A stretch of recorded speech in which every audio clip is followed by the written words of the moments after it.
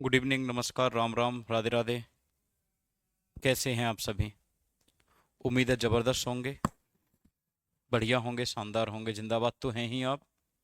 प्रीति Mishra IAS, Anoop Maurya, Danish Kumar, Vishal Babu, Deepak Singh, Vishal Babu, Preeti Mishra, Danish Kumar, Komal Yadav, only target success, Mukesh Kumar, Atul Kumar Shakya, Arya, अमृत।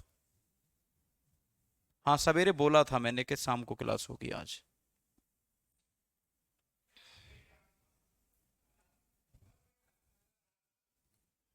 चलो,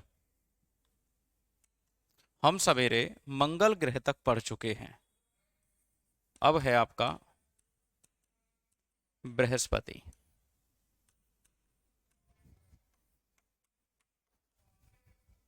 Jupiter.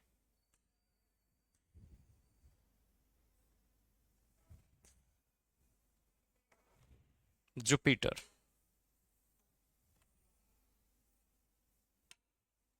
Jupiter का मतलब है इस सौरमंडल का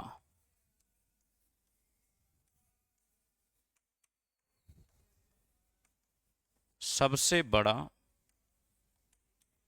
वह बाहरी ग्रह।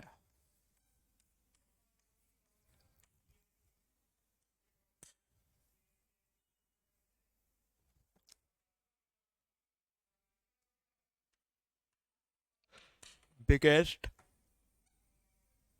एंड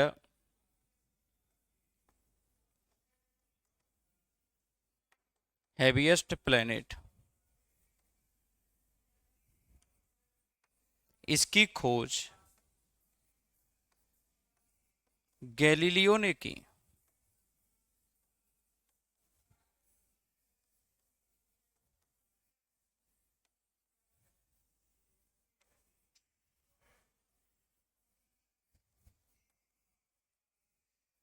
किसने की? गैलीलियो ने की।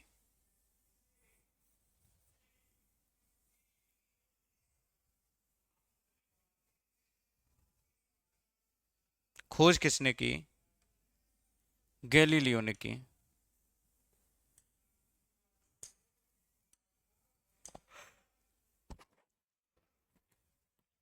सौरमंडल का सबसे बड़ा उपग्रह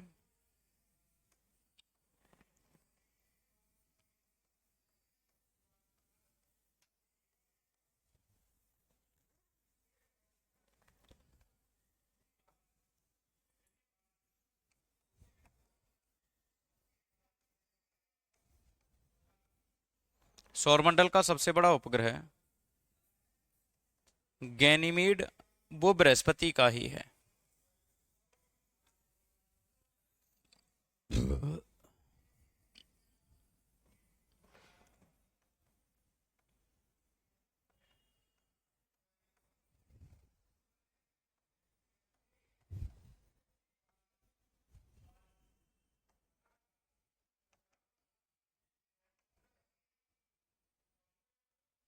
Ganymede.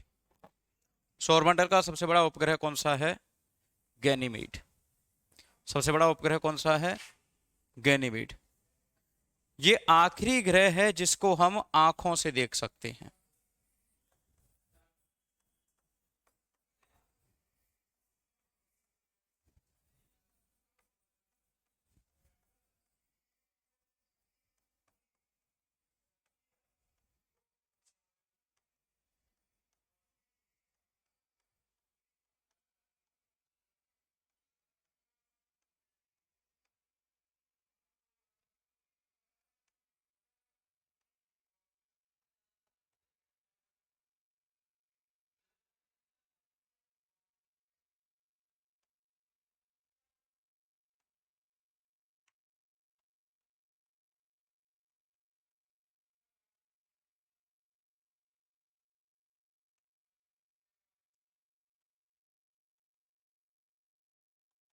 Which is visible by our site.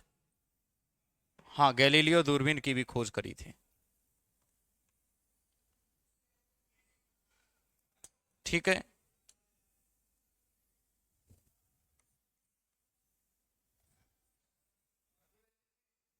आंखों से देखा जा सकता है।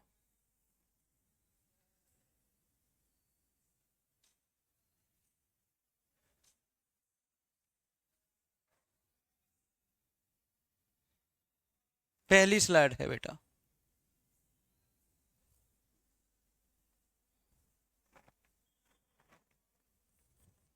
इसके प्रमुख उपग्रह।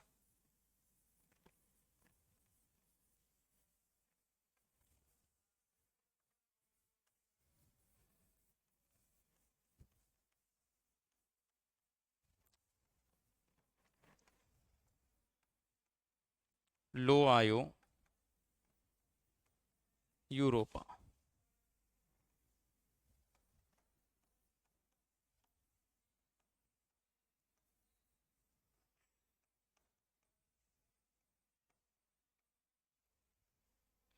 लो आयो, यूरोपा।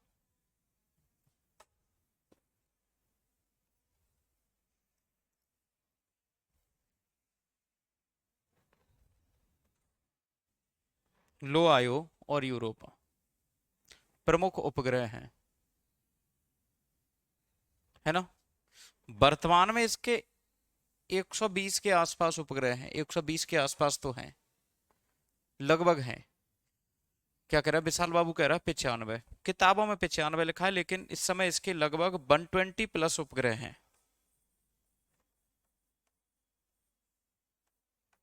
120 प्लस सैटेलाइट हैं इसके। और इसके बाद अगर हम बात करें, आता है अगला कौन सा, शनि।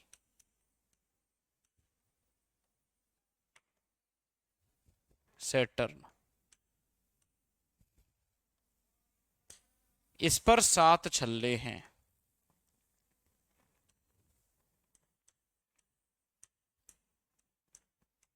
इस पर 7 छल्ले हैं। देयर आर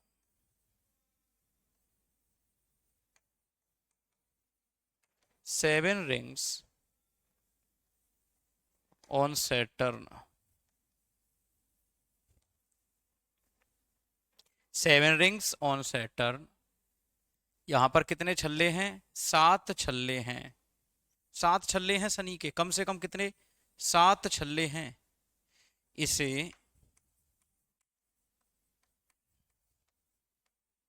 सौरमंडल सदृश ग्रह कहते हैं।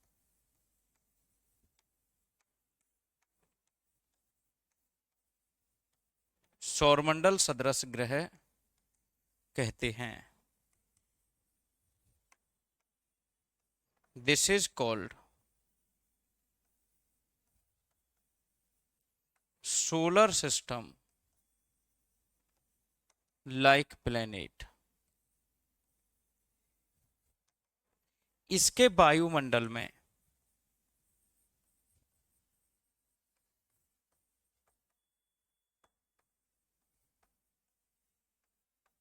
इसके वायुमंडल में मीथेन गैस के बादल हैं।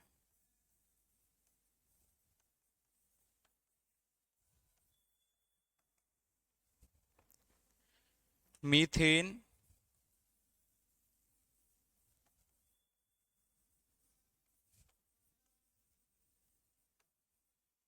पाउंड्स इन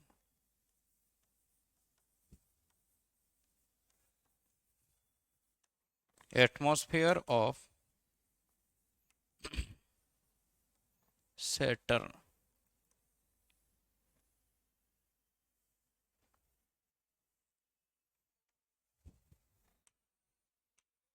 इसका सबसे बड़ा उपग्रह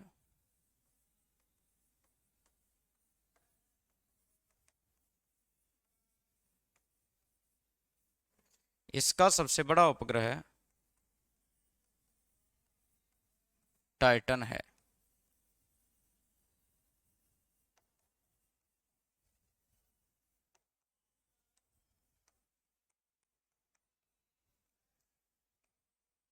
टाइटन। इसका सबसे बड़ा उपग्रह कौन सा है, टाइटन है।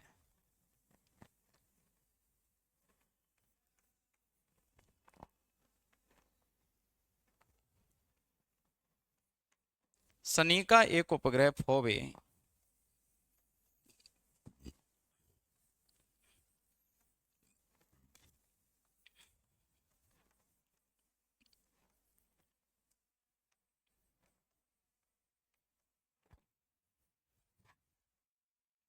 अन्य उपग्रहों के विपरीत घूमता है।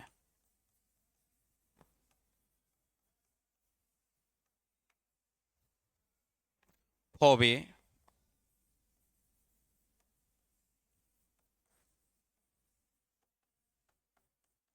a satellite of sun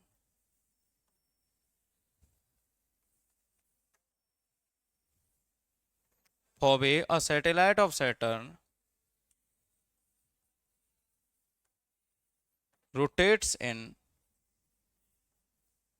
opposite direction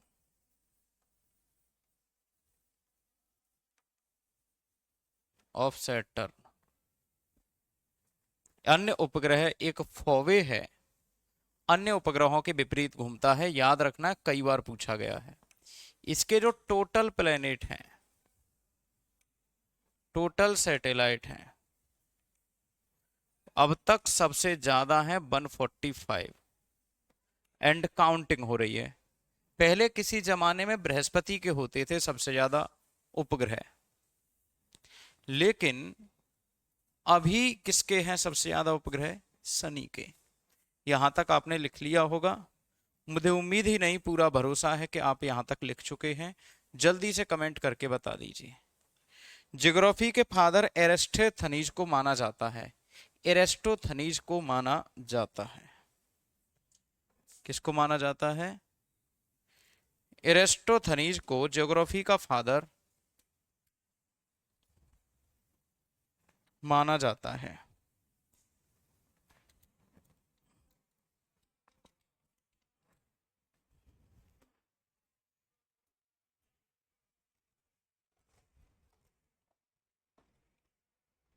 ठीक है, जैसे ही लिख लो वैसे ही कमेंट करके आप लोग बता देना मुझे, मैं आगे बढ़ जाऊंगा।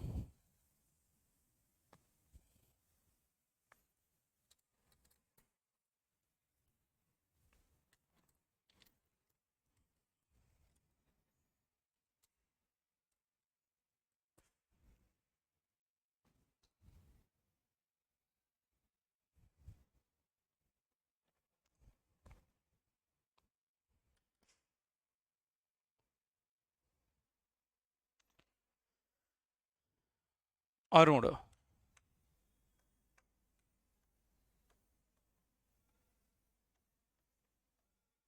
यूरेनस,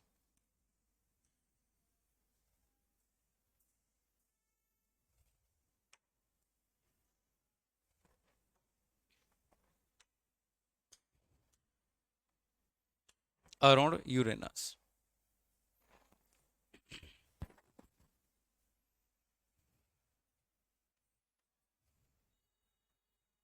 इसकी खोज, अरुण की खोज किसने की? कौन बताएगा? अरुण की खोज किसने की?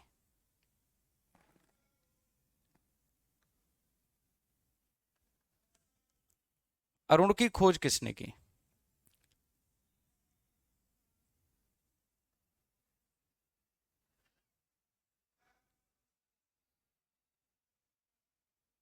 हम तो बताएंगे बताएंगे, हम तो बताने के लिए आए ही हैं। अरे मैं नहीं हूं।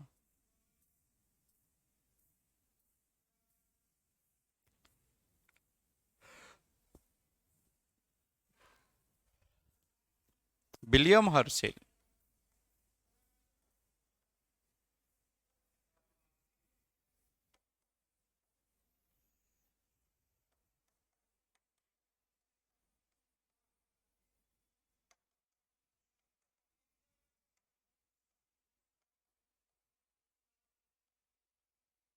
William Herschel.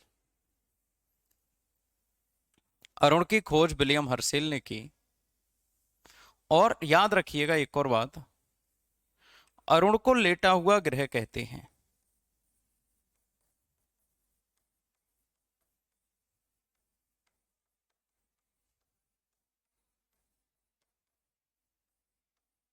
दिस इज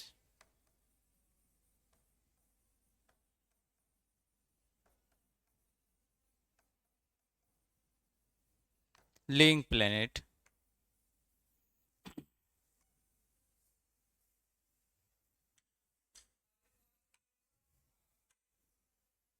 यह अपने अक्ष पर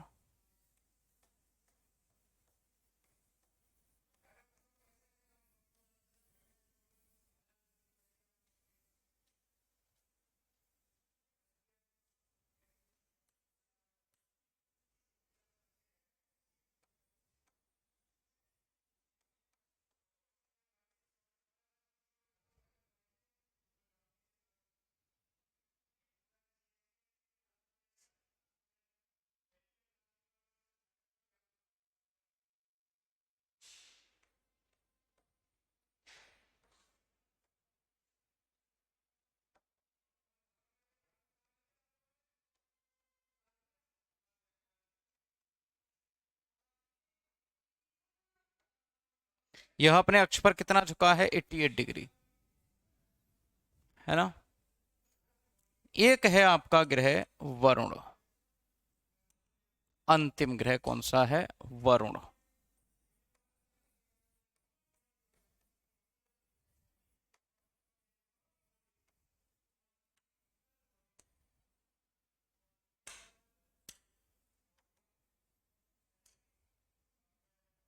वरुण।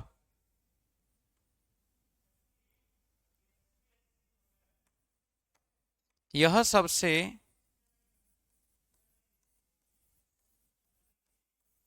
ठंडा ग्रह है, coldest planet.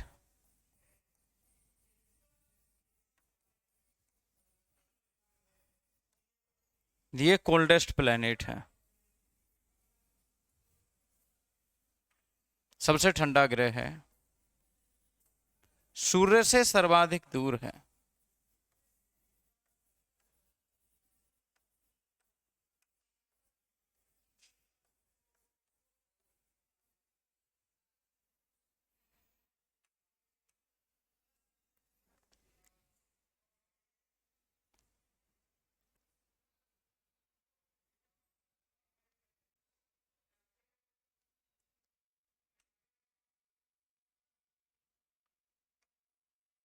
Last in the sequence.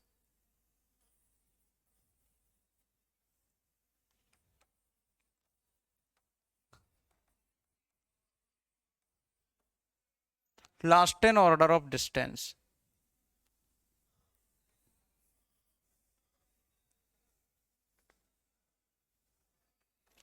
इसका एक उपग्रह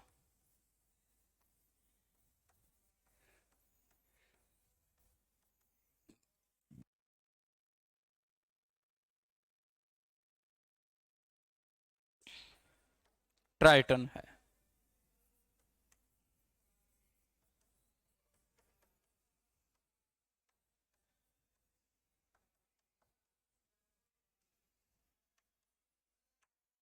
ट्राइटन। ये आपको बात याद रखनी है कि ट्राइटन इसका एक उपग्रह है, ठीक है। ये जो सूर्य से कितनी दूरी है, कितने एंगल पे झुके हुए हैं, कितने दिनों में चक्कर पूरा करते हैं, ये सारा का सारा आपको मसाला एक ही पीडीएफ में मिलने वाला है, आज ही मिल जाएगा। इसी के साथ मर्ज होके वो आपको पीडीएफ मिलेगी।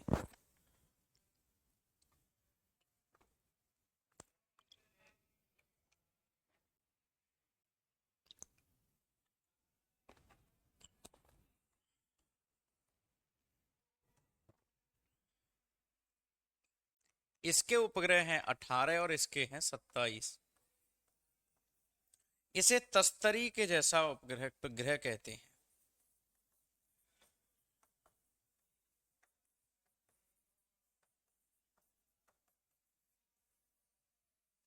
Plate like planet. Plate like planet.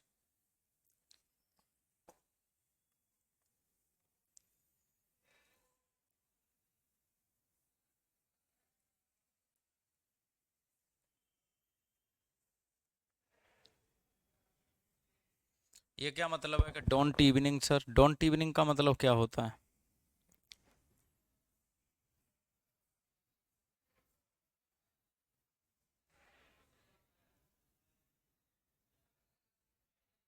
इन ग्रहों की आपस में कोई निश्चित दूरी नहीं होती, बदलती रहती है।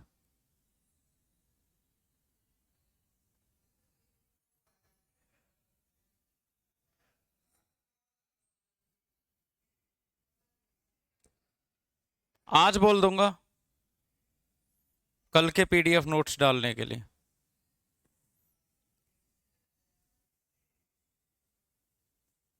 नेपच्यून की खोज जॉन गाले ने की।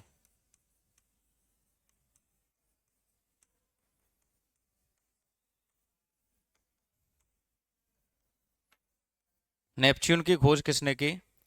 जॉन गाले ने की।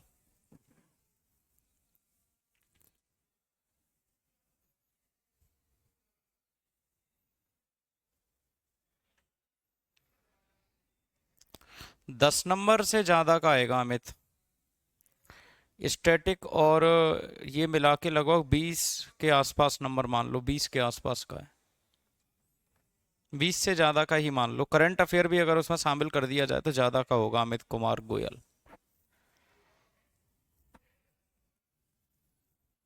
सचिन सागर बहरे हो क्या? सुनाई नहीं देता? मैंने बोला है कि इनकी दूरी आपस में बदलती रहती है। तो क्या अपना भद्दा सा नाम की कोशिश करते हो कि कैसे भी करके टीचर हमारा नाम ले दे? कि मूर्ख हो, बिल्कुल पागल हो? एक टॉपिक रह गया था बस आज आपका, इसको क्यों 2-3 दिन के लिए खींचूं?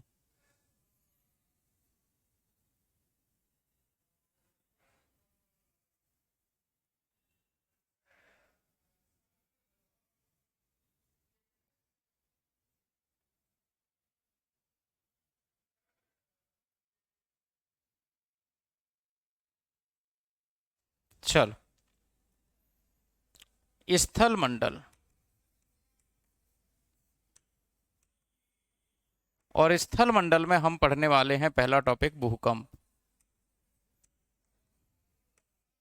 भूकंप किसे कहते हैं? अर्थक्वेक को।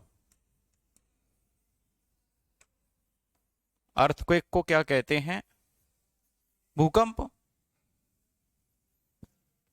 भूकंप किसे कहते हैं? अर्थक्वेक को, है ना? तो भूकंप का अर्थ है पृथ्वी का हिलना।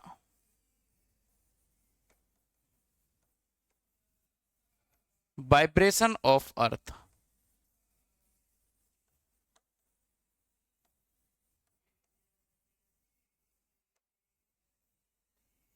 Vibration of earth is called earthquake. जो भूकंप है इसके कारण पृथ्वी हिलती है। मान के चलो कि ये पृथ्वी है,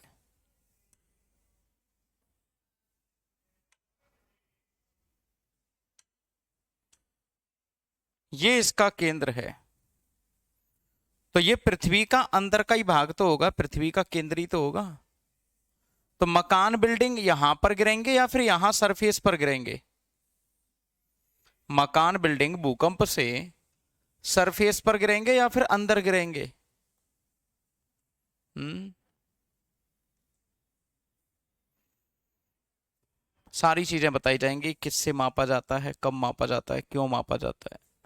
सरफेस पर गिरेंगी, नॉर्मल सी बात है। तो यहां से तरंग आती है, भूकंपीय तरंग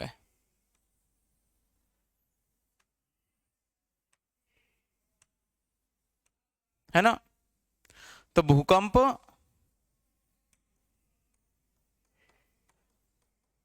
तरंगों के रूप में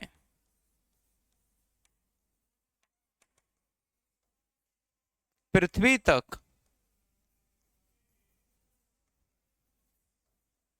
पहुंचता है।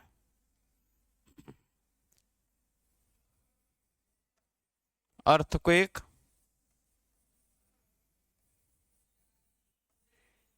reached on surface in the form of base.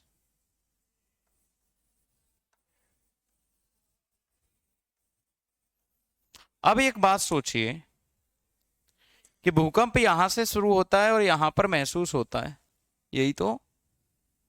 भूकंप यहां से शुरू होता है, यहां तक किसके द्वारा पहुंचता है? तरंगों के माध्यम से। अब ये जो तरंगे हैं जिस जगह से शुरू होती हैं उसको कहते हैं फोकस।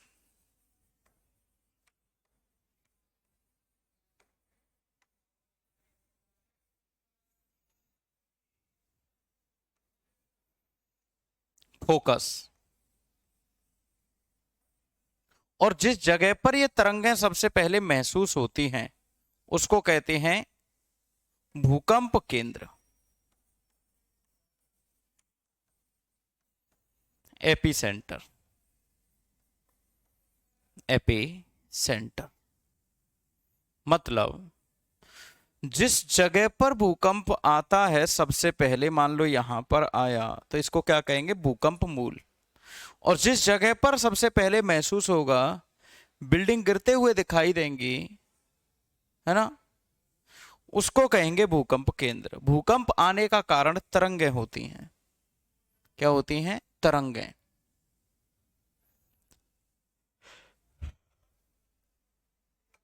भूकंप के दौरान सर्वाधिक मात्रा में रेडॉन गैस निकलती है।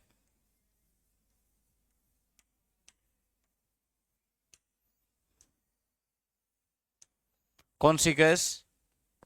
रेडॉन गैस निकलती है।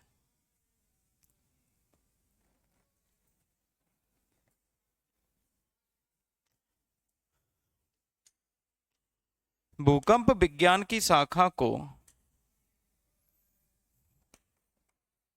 विज्ञान की वह शाखा जिसमें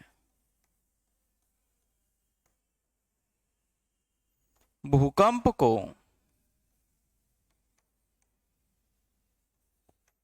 पढ़ा जाता है,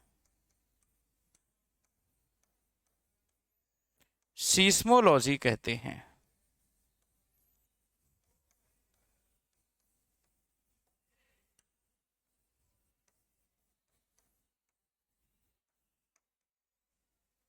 the branch of science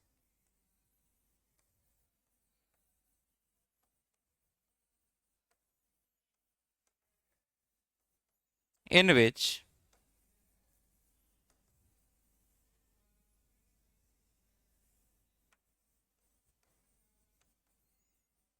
we study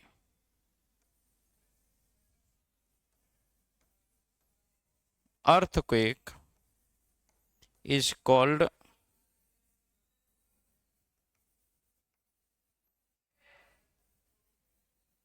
seismology.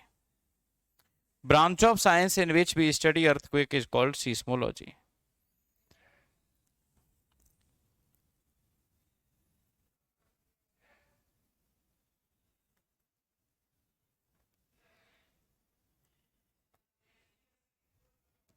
बेटा शायद आप लोगों ने सवेरे की क्लास नहीं देखी थी। सुबह की क्लास में ही घोषणा हो गई थी कि शाम को 6 बजे क्लास होगी। काश आपने क्लास देखी होती।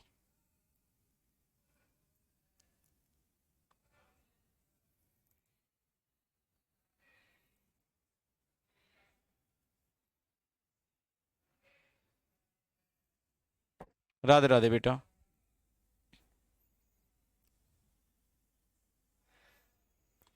जिस यंत्र से भूकंप मापा जाता है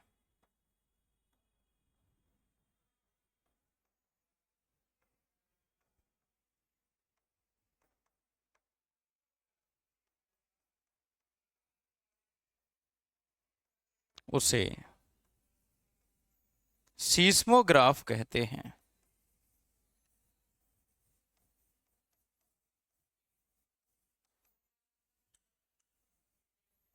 The equipment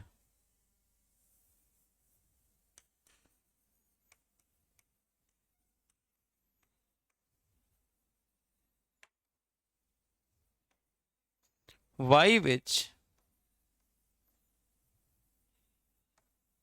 we measure earthquake is called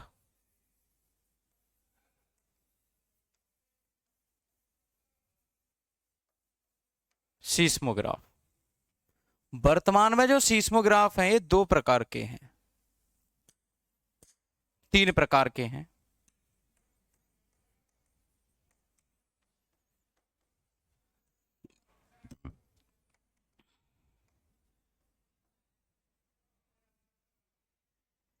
कितने हैं बेटा? तीन हैं।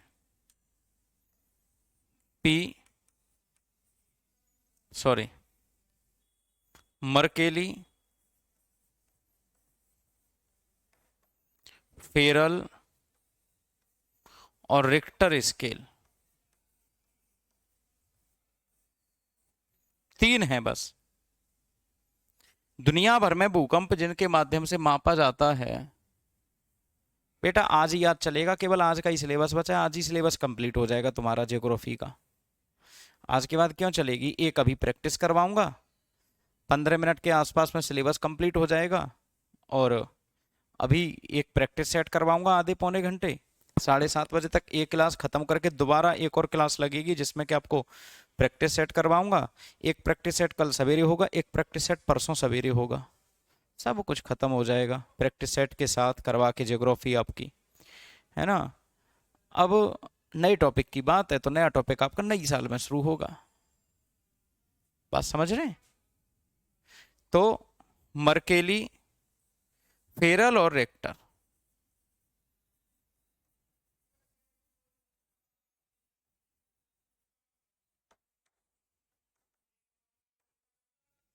रेक्टर, ये तीन स्केल हैं। इन तीन स्केलों में इसका प्रयोग किया जाता है सर्वाधिक प्रयोग। सर्वाधिक प्रयोग किसका किया जाता है? हाईली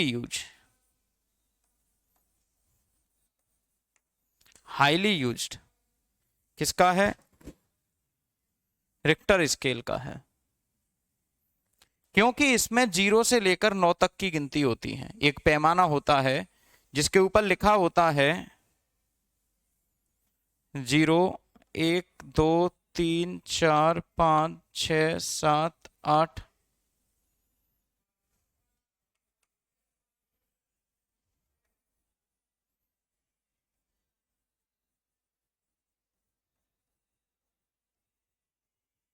ऐसे करके गिनती होती है इसमें। 0, 1, 2, 3, 4, 5, 6, 7, 8, 9, मतलब कुल मिला के 10 गिनती होती है।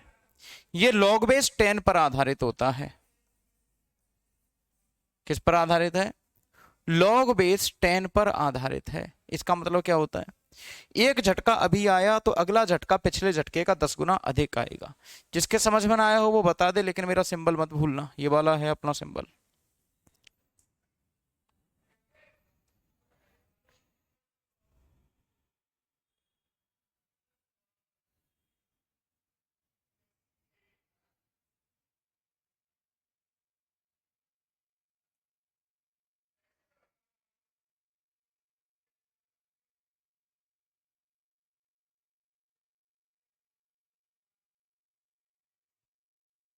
ठीक है,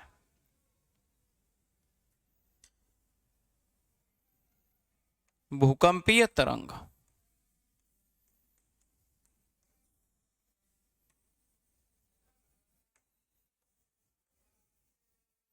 earthquake waves,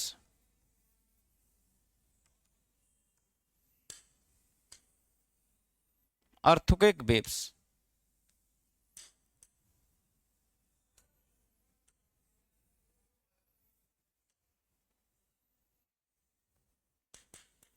P, S, L, P, S और L। चार्ल्स रिक्टर ने इसकी खोज की थी।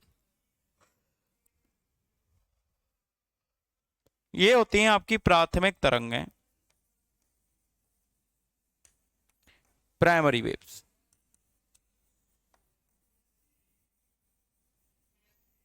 ये है आपकी द्वितीयक तरंगें,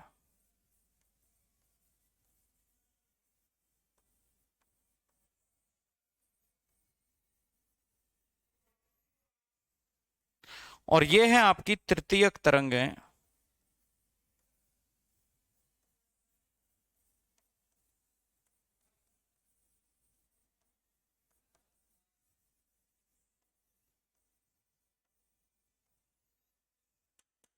इन्हें लव तरंगें भी कहते हैं, क्योंकि इनकी खोज की थी एडवर्ड हफलव ने।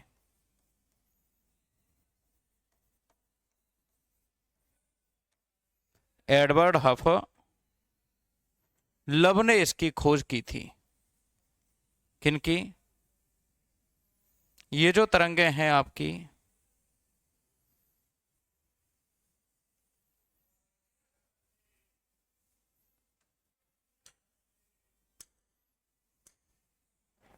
किसने की थी इनकी खोज? एडवर्ड हफलव ने। इनकी गति सर्वाधिक,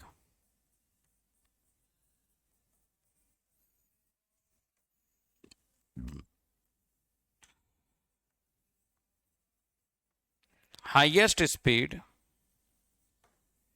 इनकी गति सबसे कम।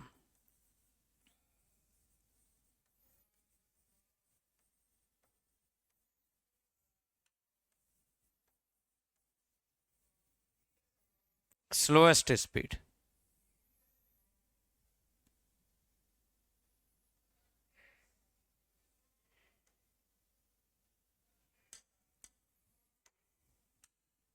ठीक है, गति सर्वाधिक और उनकी गति सबसे कम।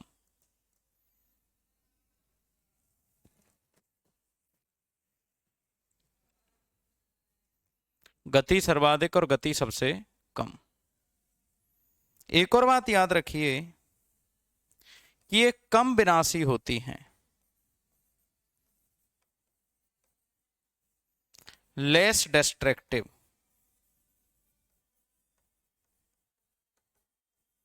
और ये होते हैं मोर डिस्ट्रक्टिव।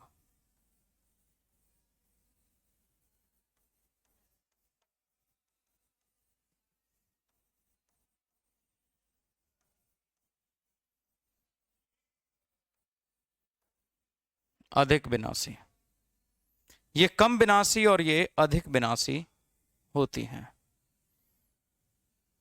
सर आप यूट्यूब पर यूटीवी पर इकोनॉमिक्स पढ़ाए थे, वो ऑल एग्जाम के लिए हाँ जी, सभी एग्जाम के लिए सफिशियंट है। जो इकोनॉमिक्स फ्री में पड़ी हुई है ना आपकी, वो सभी एग्जाम के लिए सफिशियंट है। यूट्यूब के प्लेलिस्ट में जाएंगे तो देख लेंगे, वहां पे मिल जाएगी आपको। इकोनॉमिक्स थ्योरी करवाई थी, शुद्ध थ्योरी, सभी एग्जाम के लिए फ्री।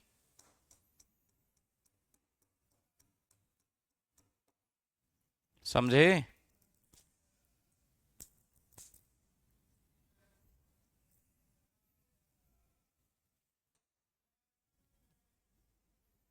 इनसे सबसे ज्यादा नुकसान होता है। ये जो तरंगें होती हैं आपकी सेकेंडरी, ये प्रकाश तरंगों के समान होती हैं, लाइट वेव्स के समान। और ये आपकी ध्वनि तरंगों के समान होती हैं, साउंड वेव।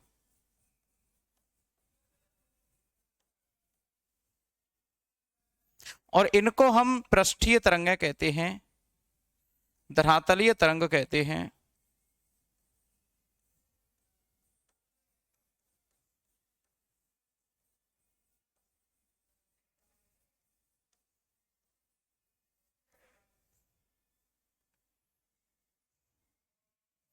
ठीक है,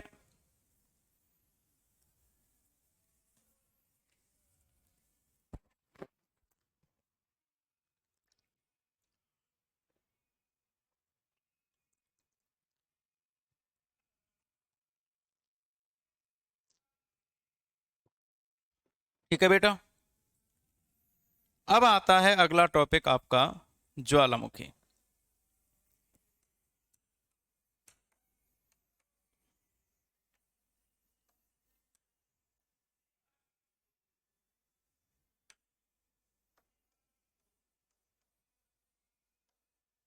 वोल्केनो।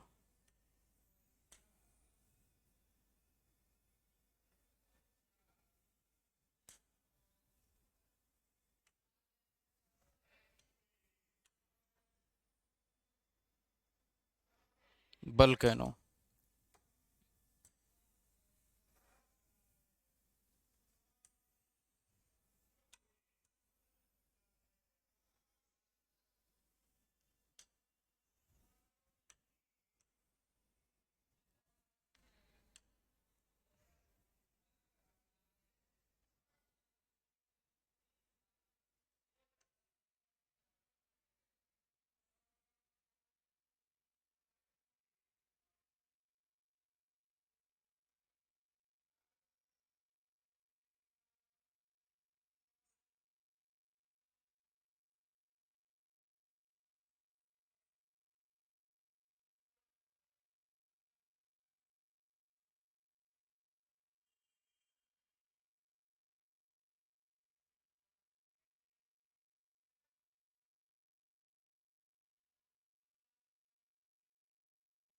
पृथ्वी की आंतरिक परतों में स्थित मैग्मा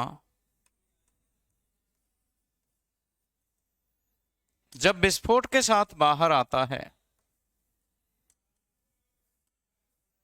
तो इसे लावा कहते हैं।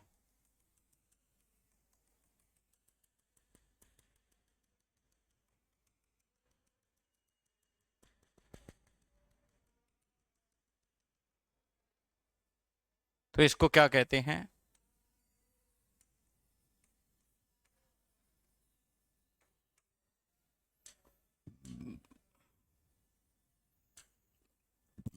पृथ्वी की आंतरिक परतों में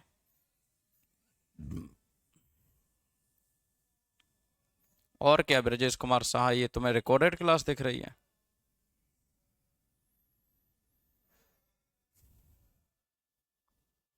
ठीक है।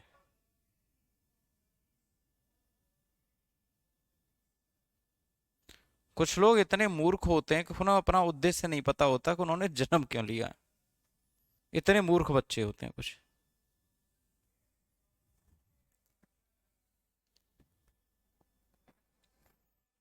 पृथ्वी के आंतरिक परतों में स्थित मैग्मा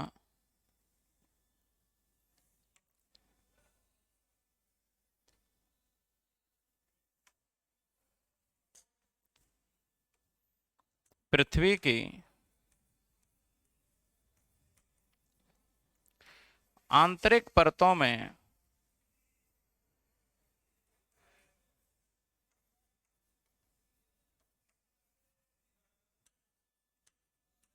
मैग्मा जब विस्फोट के साथ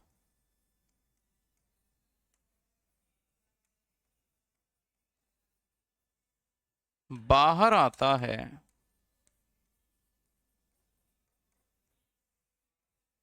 तो उसे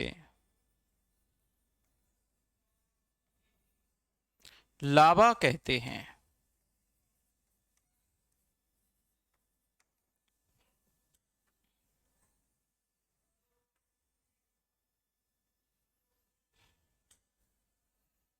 When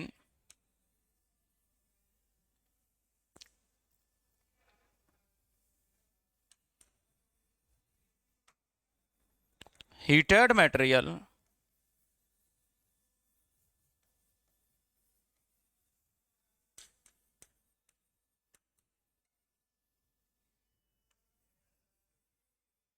from inside earth is outside known as, मतलब अंदर रहेगा गर्म पदार्थ तो उसको कहेंगे मैग्मा, और जब बाहर आएगा तो उसको क्या कहेंगे? लावा। ठीक है, क्लियर है? अब इसके बाद यहां पर हमने देखा कि ज्वालामुखी प्रक्रिया खत्म हो जाती है तो ऊपर मुख पर इसका मुंह बंद हो जाएगा सूखने के बाद। ज्वालामुखी के सूखने के बाद इसका मुख बंद हो जाएगा, और जब मुख बंद हो जाएगा सूखने के बाद तो यहां पर एक झील बनेगी, उसका नाम है क्रेटर झील।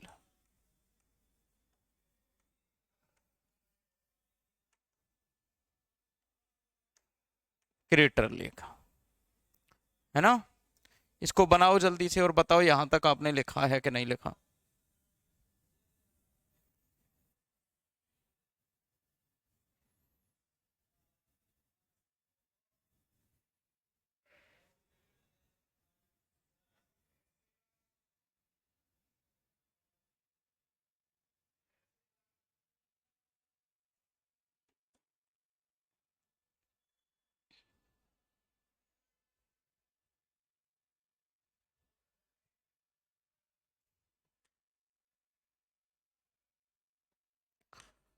परे प्रशांत पेटी को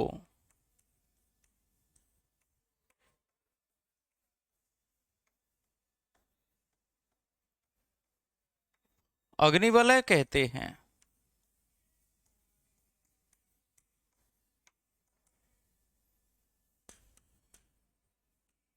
पर पैसिफिक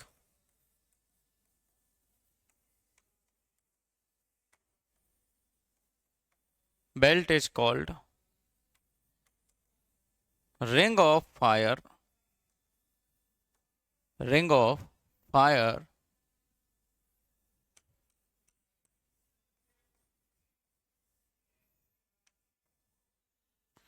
जबकि जापान को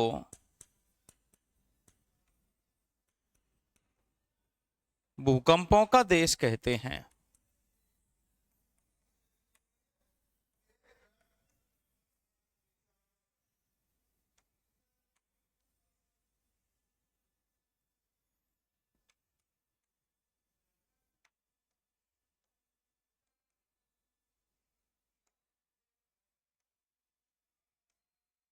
अर्थक्वेक, जापान को भूकंपों का देश कहते हैं।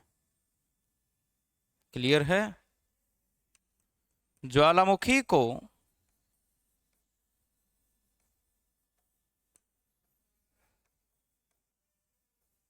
पृथ्वी का सुरक्षा कवच कहते हैं।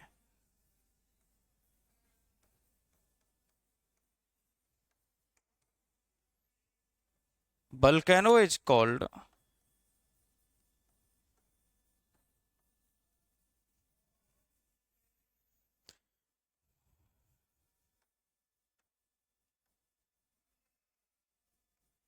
Safety valve of earth.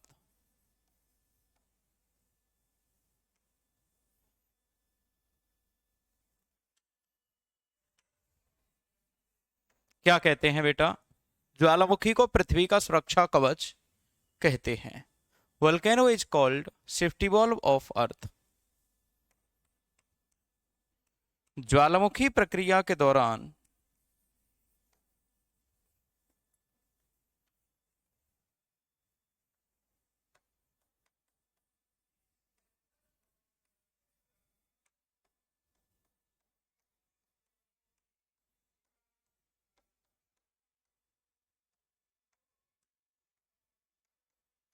सर्वाधिक मात्रा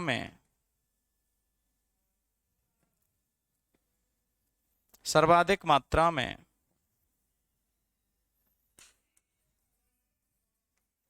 जल वाष्प, CO2, SO2 गैस निकलती है।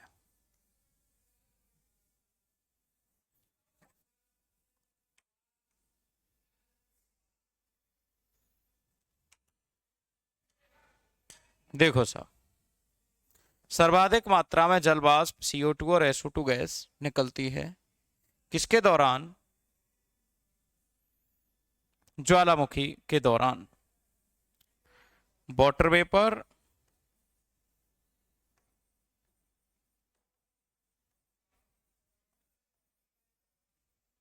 Water vapour, CO2, SO2 gases emits release during volcanism, volcanism. यहां तक लिखो बेटा जल्दी से। ये क्या लिखा है? बिल्कुल दिमाग से पैदल हो क्या? क्या लिखा है? अग्निवलय। प्रशांत महासागर के आसपास ज्यादा ज्वालामुखी आते हैं, इसीलिए तो कहा जाता है इसको अग्निवलय। या फिर अपने घर से बना के लाते हो प्रश्न, या दिमाग से बिल्कुल ही दिव्यांग हो गए हो, विकलांग हो, कि मतलब ऐसे ही पूछ रहे थे कि सबसे पहले भूकंप कहाँ आया था? भूकंप उस जगह पर आएगा जहां पर कि पर्वत और पठार बहुत ज्यादा नाजुक और कमजोर होते हैं, बहुत ज्यादा नाजुक और कमजोर होते हैं। ऐसी जगह पर कभी नहीं आता जहां मैदानी इलाके होते हैं। भूकंप हमेशा उन जगहों पर आएंगे जहां पर के पर्वत होते हैं, पर्वत, क्योंकि वहां पर भूपृष्ठ कमजोर होता है।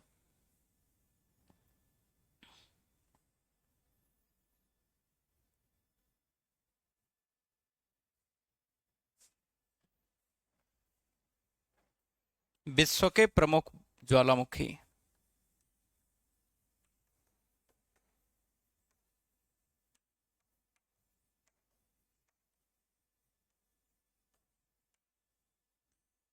विश्व के प्रमुख ज्वालामुखी।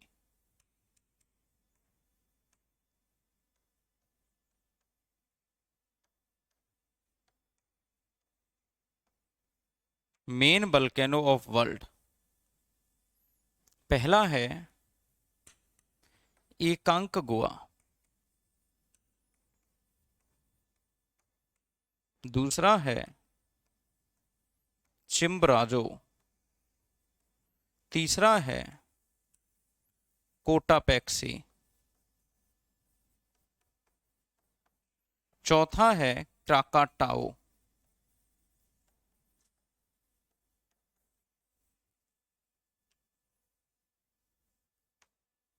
पांचवा है स्ट्राम्बोली, छठवां है हवाई, सातवां है मेरापी, आठवां है किलिमंजारो,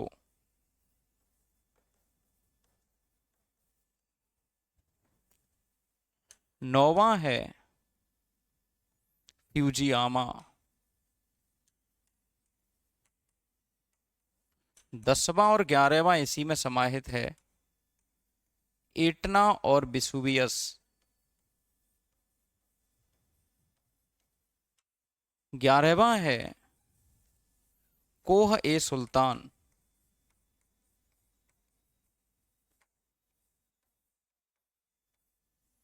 और देमवंद।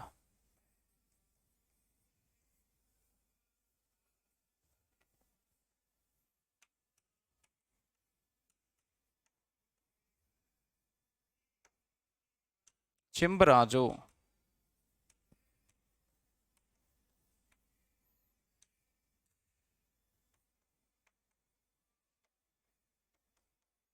कोटापेक्सी,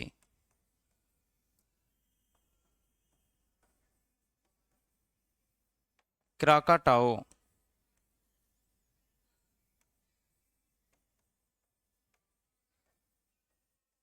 स्ट्राम्बोली, हवाई, मेरापी, किलिमंजारो।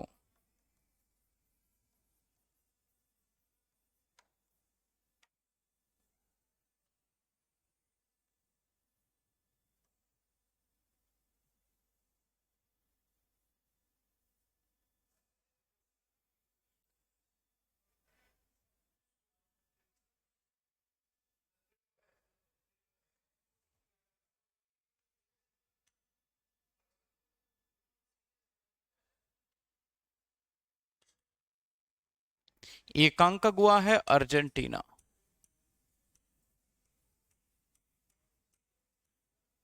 चिम्बराजो है Ecuador,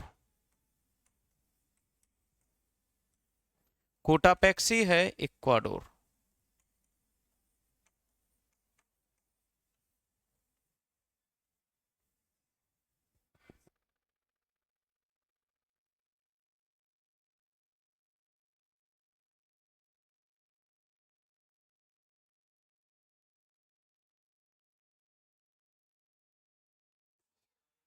Shakeel your welcome.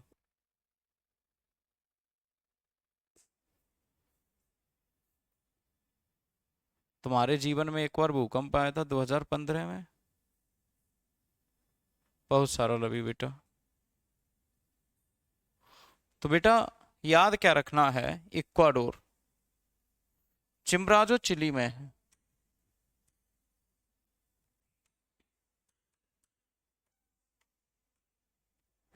Krakatoa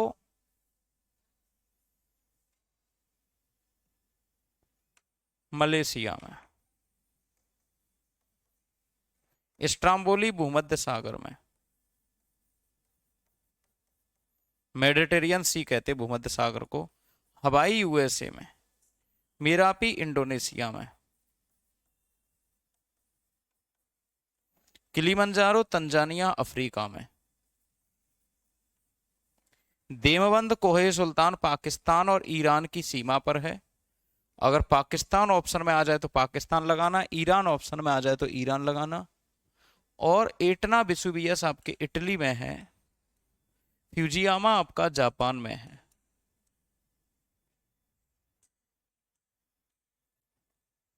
Fujiyama आपका जापान में है। Got it? गॉट इट और नॉट?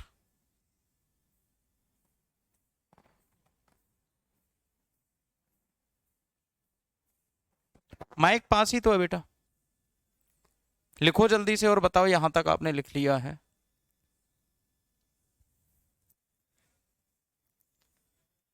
हाँ बेटा, ग्रुप डी 12th पास भर सकते हैं।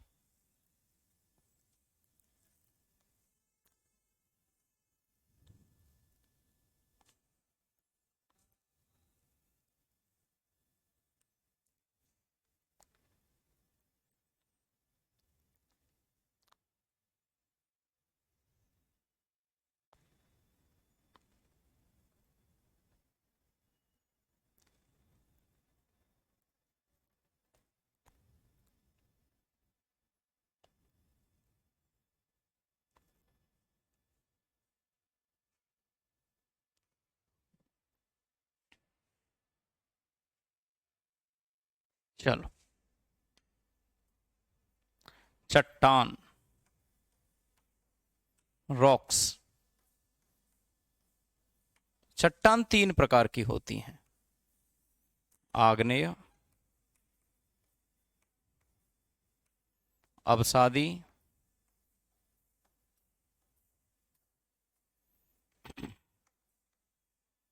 रूपांतरित। इन्हीं को कहते हैं कायांतरित।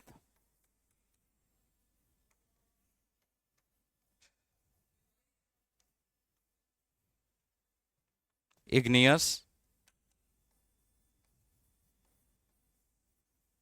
सेडिमेंट्री,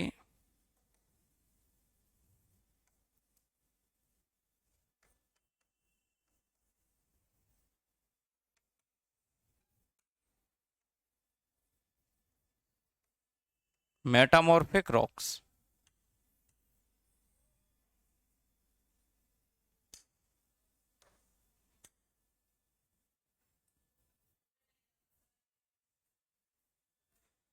ठीक है, इन्हें प्राथमिक चट्टान कहते हैं, इन्हें प्राइमरी रॉक्स कहते हैं, इन्हें द्वितीयक चट्टान कहते हैं, द्वितीयक चट्टान कहते हैं, इन्हें तृतीयक चट्टान कहते हैं,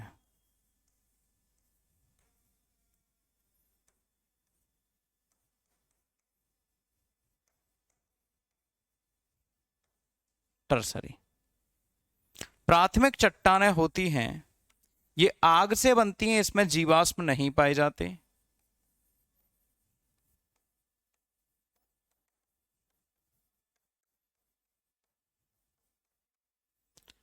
नो फॉसिल।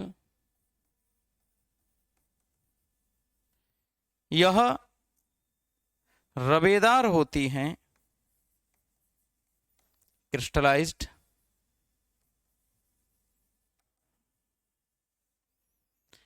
किंतु परतदार नहीं होती।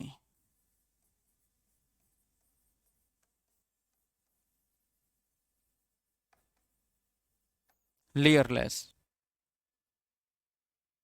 क्या होती हैं ये? परतदार नहीं होती, लेयरलेस होती हैं। जैसे कौन सी होती हैं? ग्रेनाइट, नीस, डोलोराइट,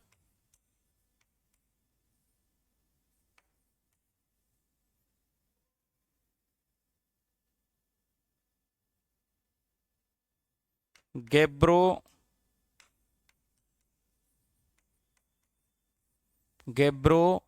ग्रेनाइट, नीस, डोलोराइट, गेब्रो, इनको हम क्या कहते हैं? आपका आग्नेय चट्टान कहते हैं, बेसाल्ट। ये सब आग्नेय चट्टान हैं। अवसादी चट्टानों में आपकी आती हैं कोयल। इसको पहले तो इनका लिख लो, इसमें जीवाश्म पाए जाते हैं।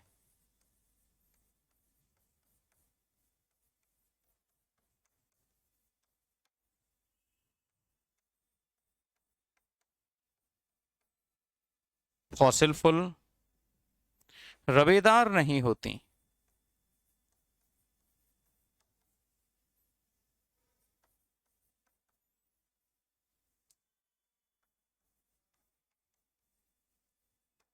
नॉट क्रिस्टलाइज्ड,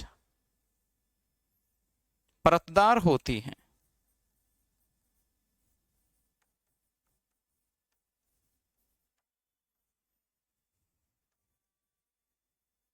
लेयरफुल, जैसे चूना पत्थर, डीजल, पेट्रोल, कोयला, सब जो भी हमारी जरूरत का सामान होता है वो सब कहाँ पाया जाता है? सेडिमेंट्री रॉक्स में। और इनसे टूट फूट के जो भी हमारे घरों में प्रयोग करने के लिए सामान आता है, 10 मिनट के आसपास और रह गया क्लास बस। जैसे स्लेट, ग्रेफाइट,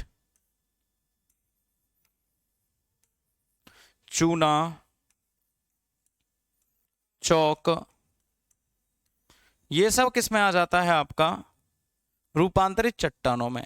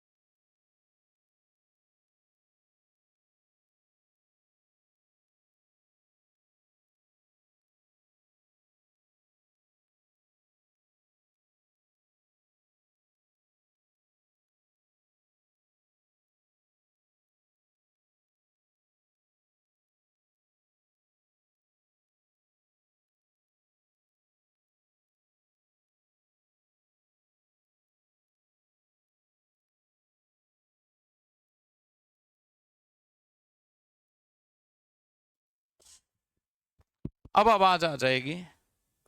आपसे मैक्सिमम यही पूछता है पेपर में कि ये प्रकार पूछ लेता है पहले तो, ग्रेनाइट किसका प्रकार है, नीस किसका प्रकार है, कोयला किसमें पाया जाता है, किसमें नहीं पाया जाता। और जो अंडरलाइन हो रखे हैं ये वाले भी प्रश्न आपके बनते हैं, यहां से भी प्रश्न उठा लेता है। हमारा ज्योग्राफी का अंतिम टॉपिक बचा है, अंतिम टॉपिक कहते हैं जिसको, उसका नाम है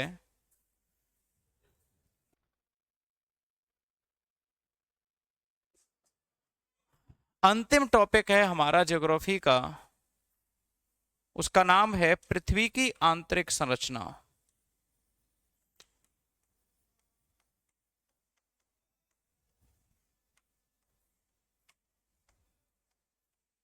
इंटरनल स्ट्रक्चर ऑफ अर्थ।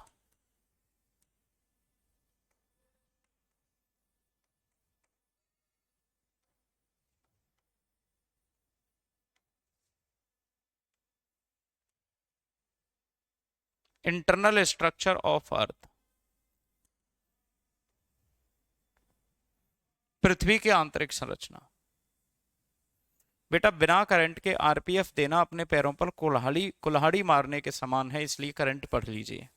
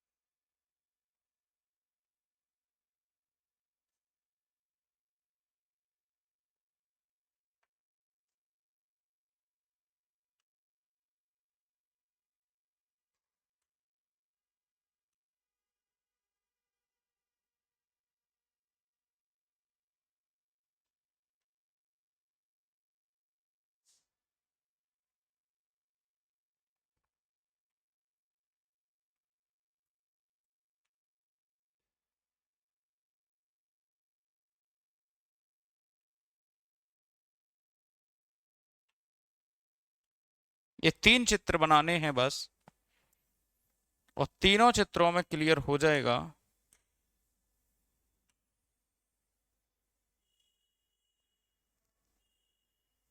कि आपको करना क्या है।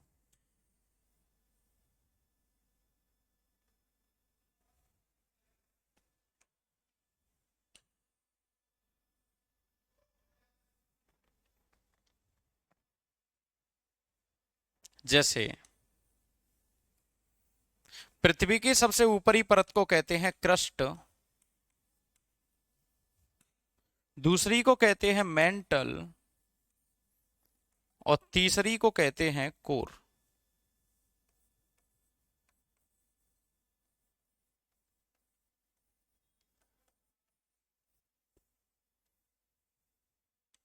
क्रस्ट में सिलिकॉन एल्यूमिनियम, मेंटल में निकेल और फेरस, नहीं, सिलिकॉन और मैग्नीज, और मेंटल में निकेल और फेरस। अब बात यहां से शुरू नहीं होती बेटे,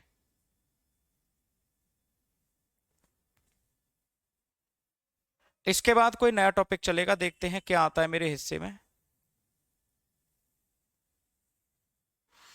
तो बेटा बायोस्फीयर रिजर्व, करंट अफेयर और स्टैटिक जीके का पोर्शन, उसका इकोलॉजी का पोर्शन होता है, पर्यावरण का पोर्शन होता है ना। और ज्योग्राफी में हर चीज थोड़ी ना आती है बेटा, तुम ऐसे पीछे पड़ जाओ कि ये भी नहीं करवाया वो भी नहीं करवाया। करवाने के लिए तो ये टीचर ने इतनी मेहनत करी है, आप फिर उसको पानी डाल दो, क्या फर्क पड़ता है, फिर तो ऐसे कह दो कि कुछ भी नहीं करवाया।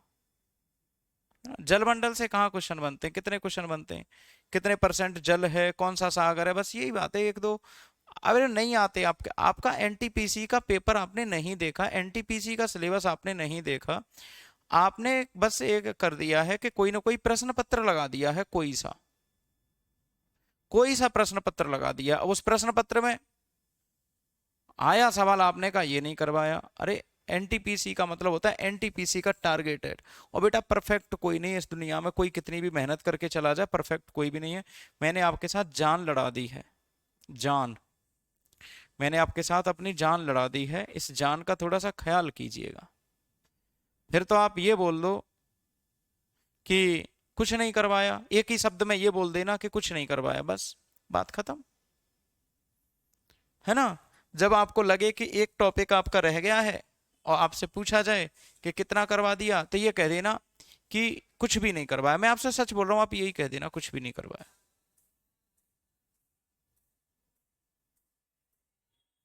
सबसे बढ़िया यही है रिप्लाई। क्यों बेकार में एक एक टॉपिक को गिनवाना कि ये करवाना वो करवाना, यहाँ करवाना वहां करवाना। सही बात, नो बकवास, एक ही बात, कुछ नहीं करवाया, हमें कुछ नहीं पढ़ाया, कोई कोई टॉपिक नहीं करवाया ज्योग्राफी में, ठीक है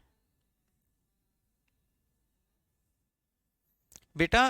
इस दुनिया में सिलेक्शन करवाने वाला स्टूडेंट खुद होता है, और सिलेक्शन न करवाने वाला भी स्टूडेंट होता है। आप मेहनत करेंगे तो आपका सिलेक्शन होगा, अगर आप मेहनत नहीं करेंगे तो सिलेक्शन नहीं होगा। हाँ, फैकल्टी और इंस्टीट्यूट का प्रभाव पड़ता है, वहाँ की एक्सपीरियंस और वहाँ की मैच्योरिटी लेवल का। तो इंस्टीट्यूट तो हमारा है ही बेस्ट, इसमें तो कोई दो राय है नहीं, वी आर द बेस्ट। हमारा कुमार एडुटेनमेंट बेस्ट है, हम सभी जानते हैं। अब आपके पाले में गेंद है, टीचर ने पूरा करवा के आपसे कह दिया कि अब पूरा हो चुका है। अब आप देखिए कि आपने कितना पढ़ा है, कितना रिवीजन किया है, कितना रह गया है, कितना हो गया है। एक आध टॉपिक अगर आगे पीछे हो भी गया हो तो उसको लेके कॉपी पेन और गूगल बाबा पे सब कुछ दे रखा है, एक डालना, 1 मिनट में पूरा का पूरा कंप्लीट।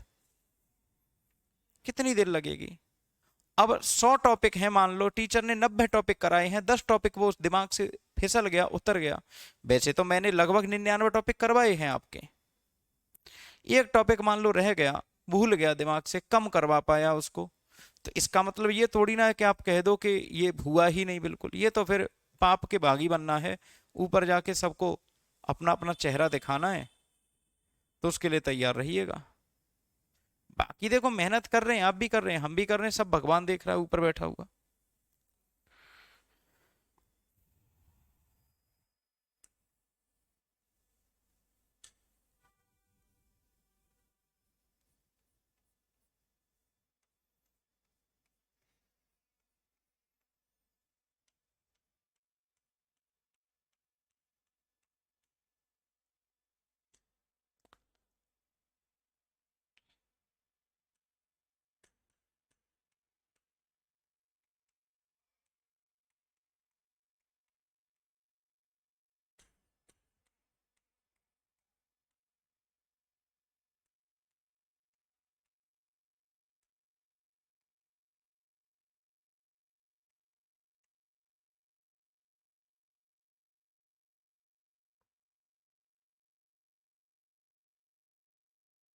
कॉनरेडो, मोहो, रेपेटी, गुटेनबर्ग और लेहमैन।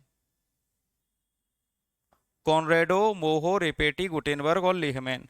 अब ये है क्या? कुछ नहीं है, बस आप थोड़ा सा देख लो इनको। कैसे देखना है वो देखिए। ऊपरी क्रस्ट, निचला क्रस्ट,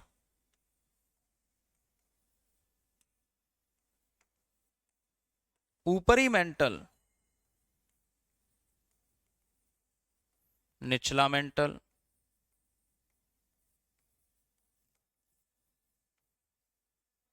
ऊपरी कोर, निचला कोर,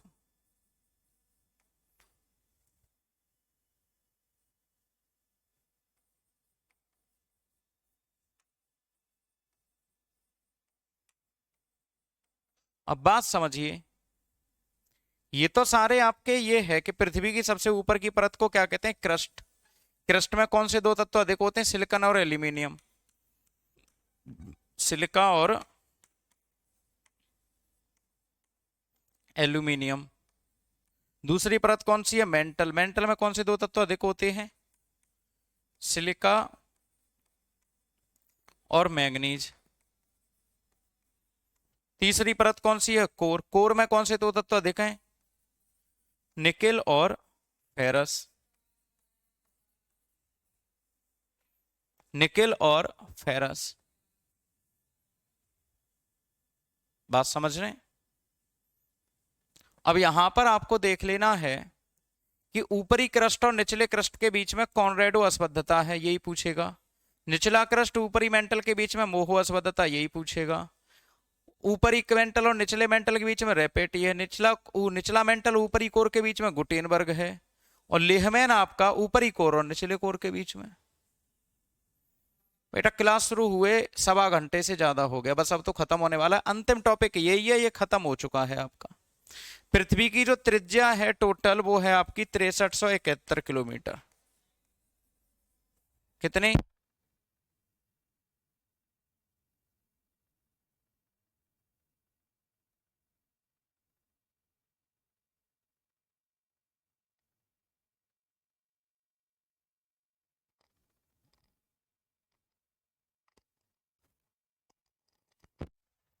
6371 किलोमीटर तक कोर होता है।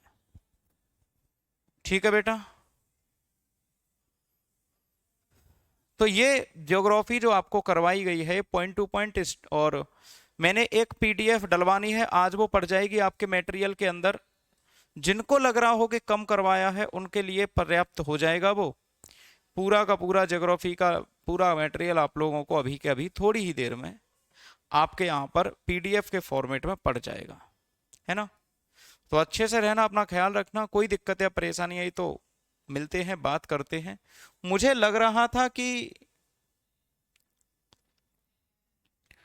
हम लोग एक टेस्ट और कर लेते तो ज्यादा सही रहता, लेकिन टेस्ट नहीं कर पाए। खैर कल टेस्ट होगा सवेरे, सब समझ में आ जाएगा कि ये क्या करवाया था। बस एक बार पीडीएफ पे जाके घर पे चेक जरूर कर लेना कि क्या था क्या नहीं था। राजदीप कुमार राज, नहीं मैं सबके कमेंट पढ़ता हूँ बेटा, जिनका सामने आ जाता है कमेंट उनका जरूर पढ़ता हूँ। लेकिन कुछ मूर्ख होते हैं जो बार बार एक ही कमेंट करते हैं, मेरी समझ में ये नहीं आता। बेटा मेरी तो ज्योग्राफी की क्लास खत्म हो गई, लेकिन आप एक बात याद रखिएगा बच्चों कि इतने सारे कमेंट मत किया करो, सही नहीं लगता। क्योंकि अगर आप कमेंट करोगे तो लिखेगा कौन? जैसे इस क्लास में कुछ बच्चे हैं जो कि कमेंट बहुत करते हैं, जैसे एक शकील है, सचिन राजपूत है, एक सचिन सागर है ना, विशाल बाबू है। इनको इतने सारे कमेंट नहीं करने चाहिए, आपको पढ़ाई पर ज्यादा ध्यान देना चाहिए। कल की टाइमिंग आपकी 10 बजे ही रहेगी, और शाम को एक टेस्ट और रहेगा। एक सवेरे टेस्ट होगा, एक शाम को टेस्ट होगा, एक परसों टेस्ट होगा सवेरे। थैंक यू सो मच, बहुत बहुत धन्यवाद और लव यू ऑल। अच्छे से रहिए, अपना ख्याल रखिए, लव यू ऑल।